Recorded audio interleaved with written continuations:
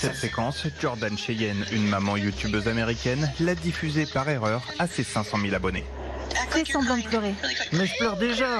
Pendant 1 minute, la trentenaire demande à son fils de 9 ans de pleurer devant l'objectif alors qu'ils viennent d'apprendre que leur chien est malade. Et pour obtenir la photo qui illustrera la vidéo, elle n'hésite pas à lui montrer comment faire. Non, mets la main comme ça. Montre-leur ta bouche. Tollée sur les réseaux sociaux, et les excuses de Jordan n'auront pas suffi. Elle a désactivé sa chaîne YouTube. Elle était contrainte de fermer sa chaîne. Eh oui. Heureusement, parce que c'est complètement pathétique. Enfin, ce genre de manipulation des enfants, moi je trouve ça mais grotesque. C'est-à-dire, quel est le but en fait? Quel est le sujet? C'est-à-dire, enfin, juste pour se faire des abonnés, peut-être un peu d'argent. Je ne sais pas si elle fait du placement, je la connais pas, mais est-ce qu'elle fait des placements de produits ou des unboxings, etc. Mais c'est d'une violence. Ouais, on va demander à Raymond. Dans 10 ans, je ne sais même pas comment il va se construire. Mais avec une mère comme ça. Dans 10 ans, il n'aura pas les images, mais oui, Raymond. Ah non, moi j'ai rien dit, moi. Ah, vous n'avez rien dit. Ah, c'est pas moi, c'est Fiona qui. Allez, comme il a beaucoup de talent, Raymond, et on va. Allez. J'ai un coup de moule.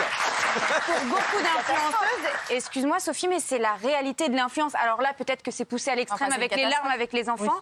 Mais pardon, il n'y a que des mises en scène pour faire une photo, pour faire un placement de produit, pour faire une vidéo. C'est normal, en fait, c'est juste la réalité. On montre la réalité là, de ce qui se passe. Je ne cautionne pas du tout, mais c'est la réalité. En même temps. Le problème, Fiona, c'est qu'on met en scène des enfants. Il y a 600 000 abonnés. Tous les jours, Nabila, elle met en scène son enfant. Oui, mais c'est un bébé, elle lui demande pas de jouer la comédie. Je crois pas que Nabila montre ses enfants. Mais si, elle le Si, ils le font pas tous. Elle le met sur Instagram, elle prend des photos de lui avec des petits looks. Bon, ok, pourquoi pas. Mais là, c'est une mise en scène qui est grotesque ici.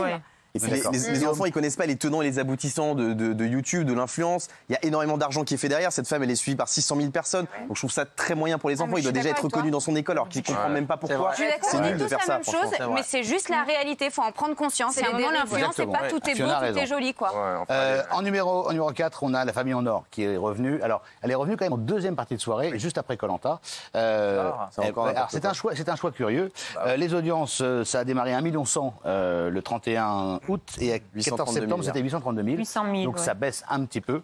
Du coup, on s'est posé la question, est-ce que TF1 est-elle en train de tuer Camille Combal? Petit récap, on en parle juste après. Il va tuer tout le monde. Il tue Denis Brognard. Ils vont s'affronter ce soir pour peut-être gagner 100 000 €.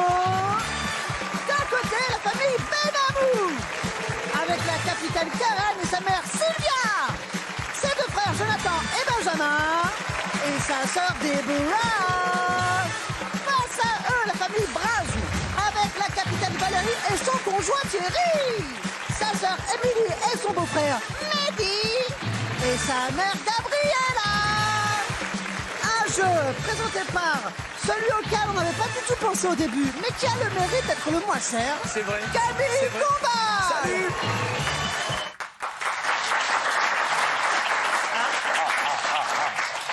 Salut. Bernard Montiel. Moi, j'ai présenté cette émission. Moi, c'est une émission que j'adore. Ouais, moi aussi, d'ailleurs. Toi aussi? Oui, sur C8. Moi, je l'ai fait sur TF1. Ouais. Et ça raconte. Mais non, mais c'est vrai. Ça va les gars, le concours là? Je l'ai fait pendant 2 ans. Moi, j'ai adoré cette émission, le principe. En revanche, c'est pas une émission du soir. Ça, c'est clair. Oui, c'est bizarre. Mais alors, C'est ça qui est incroyable. Ils ont essayé de moderniser parce que le début... Elle est modernisée, elle est bien faite d'ailleurs, c'est bien fait. L'animation est un peu kitsch quand on présente les candidats, mais c'est rigolo. C'est une émission extrêmement sympathique où des familles s'opposent avec des sondages, je rappelle le principe du jeu. Mais c'est une émission extrêmement sympathique, mais qui n'a pas sa place après 22h. C'est hallucinant, c'est un truc de midi, ça. Alors, est-ce que quelqu'un sait pourquoi c'était placé en deuxième partie de soirée ou c'était prévu comme ça dès le début? Parce qu'ils mettent des fictions tous les jours, que ça cartonne et qu'ils n'ont plus la place de le mettre pendant la journée ou en fin d'après-midi ou en début de soirée. Mais c'est encore un choix de programmation qui est catastrophique. C'est une émission qui est pensée, une émission d'accueil pour les fins de journée, début de soirée. Et là, ils la mettent à 23h. Ça n'a pas sa place là. C'est comme s'ils mettaient Danser avec les stars à 11h du matin. Ça n'a aucun sens. Ou alors du déjeuner. Oui, Gilles. Mais je réponds oui à votre question. Je répète la question. Est-ce que TF1 est en train de tuer Camille Combal? Bah oui, parce que trop de formats, une surexposition, ça crée la confusion. Il n'a pas fait de télé depuis longtemps, la Camille, quand même.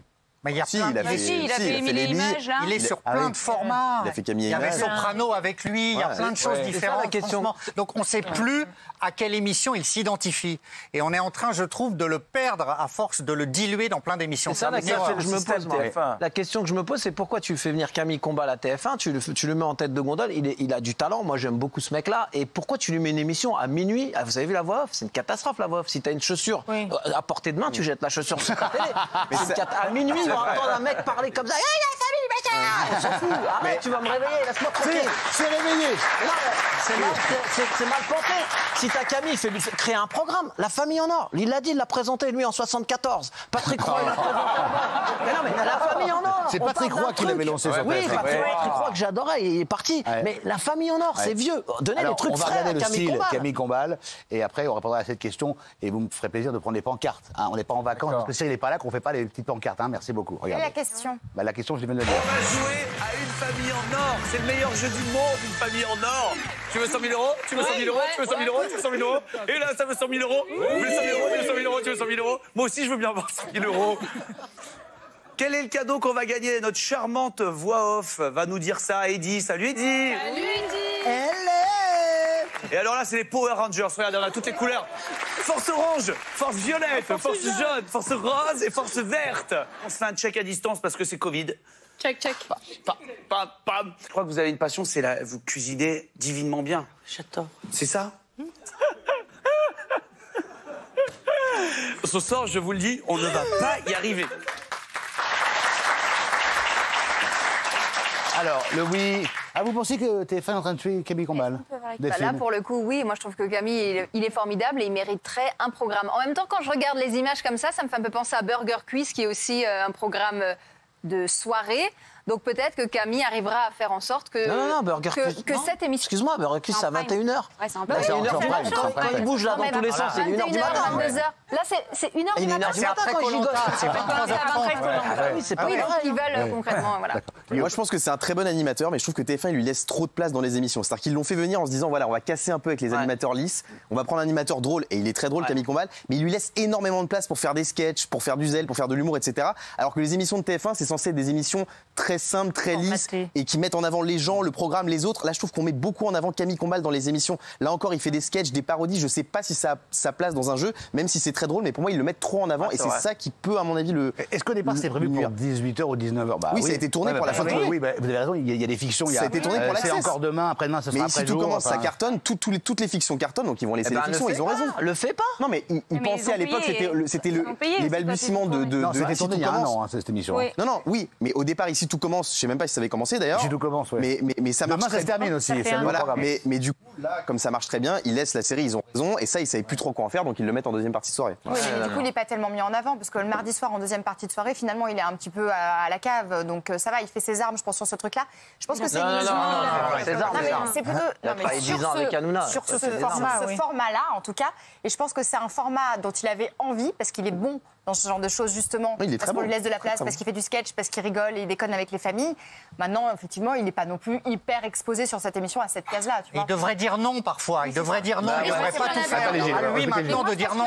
Je vous sens très en colère, Gilles. Non, mais à lui de dire non, à lui de dire je ne fais pas ça. Et je trouve qu'il a envie de trop de produire, de faire trop de choses. Je le comprends. Il s'estime en pleine réussite, de gagner beaucoup d'argent, mais il faut se faire rare parfois. Là, il est en train de se perdre complètement. Quand on est à TF1, pour avoir été et pour attester Bernard, c'est assez compliqué de dire non. Mais je vous le dis, c'est compliqué quand vous avez le patron de chaîne qui vous appelle. Voilà, on a une mission pour toi, c'est un jeu important, etc. C'est compliqué de dire non. Oui, mais il fait presque tous les jeux et ça lui correspond pas tellement. Qui veut gagner 1 million? Moi, ça m'a gêné. Des millions. Moi, ça m'a gêné quoi? Gagner 1 million? Qui veut gagner des millions? Ça m'a gêné que ce soit Camille Combal, par exemple. Je trouve que c'est pas sa place, comme dans Une famille en or. Je préfère voir Christophe de Chavannes. En revanche, dans Camille L'Image, il est parfait parce que c'est une émission qui lui correspond. Les jeux, je pense que c'est pas son domaine. Animateur de jeux, c'est ce qui est le plus compliqué. Montiel l'a fait. Il y a Reichmann, il y a De Chavannes, il y a Benjamin qui l'a fait aussi avec brio. Merci. Mais ils sont pas tant que ça au final. J'étais pas avec brio. Il y a Nagui aussi. Oui, tu es là. C'est quoi on ne connaît pas la nature de son contrat avec TF1. Est-ce que quand il est parti à TF1, on lui a dit OK, mais par contre tu vas accepter les conditions, c'est ça, ça.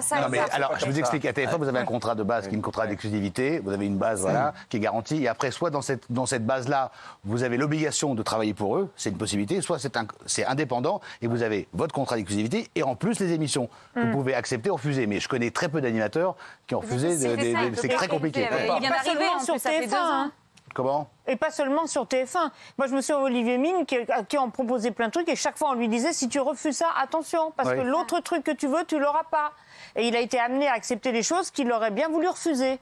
Bah oui, donc dire à KTF1, non, partout, quand on est en position de relative faiblesse, on accepte, même si Camille n'est pas en position de faiblesse, c'est effectivement difficile de refuser des choses qu'il aime en plus. Bah oui, évidemment. Et à part ça, l'analyse de Guillaume est très bonne. Mais merci, c'est content que ça vous plaise ce que dit Guillaume. Oui. C'est important pour moi.